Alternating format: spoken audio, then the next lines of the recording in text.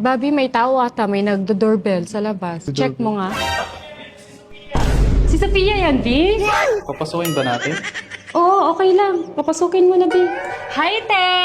Ba't ang tagal niyo buksan? Pasabog kayo, ha? May pa-smart lock pa kayo? Nag-upgrade lang kami to smart lock, Te. Kasi, syempre, dream house na namin to ni Bobby. Kaya nag-smart lock na kami. Kasi high-tech to, Te. Nalalaman namin kung sino yung pumapasok or nasa labas. Binili pa lang namin to sa Mumin Innovation, guys. Sobrang smart niyan. Pakitaan mo nga si Sophia, B. Ang nagustuhan namin ni Bobby dito sa smart lock namin is pwede siyang fingerprint.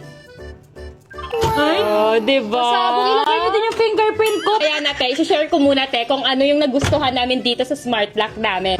And guys, pwede din naman siyang password. Ano password nga neto? Ayan, pwede siyang password. Siyempre, secret lang namin ni Bobby para kami lang yung makapasok, no? Ang nagustuhan ko dito, meron na siyang Face ID. Yes. Oh, diba? Ako nga, te, ganito, oh. Oh, diba? Magkambal lang tayo, magkapayas lang tayo ng buka. Hindi lang yun, guys. Marami din siyang way para buksan. And isa na to, pwede din siyang card. Dami naman. Bigyan niyo ako ng isang card, ah. Since battery tong si Mumin Innovation Smart Lock namin, guys. Pag may power bank naman kayo, pwede niyo yung i-charge. Ayan, ito lang gagawin niyo.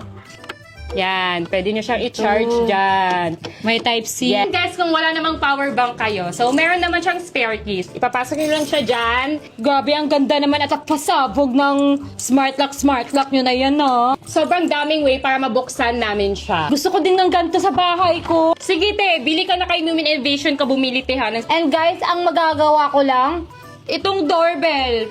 Ayan, yan lang magagawa ko kasi hindi ko naman alam yung password, wala naman akong fingerprint. Sige, te, mag-face ID ka na. Pagpasok muna ako, te, ha? Maglalaro muna kami ni Baby Calix! Naka-smart lock din pala yung room namin. Dito naman, ang pwede lang ay password at fingerprint. Pati din pala yung kwarto namin sa kabilang bahay. Naka-smart lock na rin para safe na safe. Thank you po kay Mumin Innovation sa mga smart locks namin!